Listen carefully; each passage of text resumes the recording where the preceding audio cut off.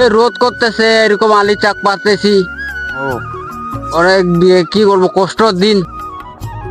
তো বন্ধুরা এখন চলে আসছি একটু নদীর পাড়ে। আর দেখো আমার ঠাকুরদা হাল চাষ করছে গরু দিয়ে, আর আমাদের পাশে ট্র্যাক্টর দিয়েও চাষ করে।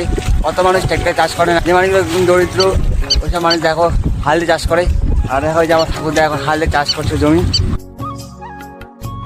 কাকুটাকে জিজ্ঞাসা করে যে তো রোদ্রুর মধ্যে কিরকম করে কাজ করছে। কাকু তোমাকে রোদ্রুর মধ্যে কাজ করতে কিরকম লাগছে? একদম বেকার লাগতেছে। ভালো লাগতেছে না? না, কেন? এই রোদ করতেছে, এরকম আলি চাক পারতেছি। ও অনেক কি করবো, কষ্টর দিন। ও কষ্টের দিন করতে লাগে, এখন না করলেও হয় না। হ্যাঁ ধান টান কাটতে লাগে, একটু দেখবেন আমাদেরকেও। বন্ধুরা এই জমিগুলো দেখতে পাচ্ছ, এই জমিগুলোর মধ্যে ধান রোপণ করতে অনেকটা পরিশ্রম লাগে কৃষকদের। আর এই যে পাথরগুলো দেখতে পাচ্ছ, পাথরগুলো তুলতে হয়।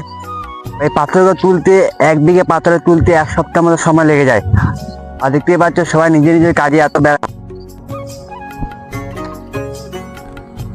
তোমাদের যদি ভিডিওটা ভালো লাগে প্লিজ একটা লাইক, আর চ্যানেলটার মধ্যে নতুন থাকলে সাবস্ক্রাইব করে দিবেন। আর আজকের মতো টাটা, নেক্সট ভিডিও নিয়ে আসবো।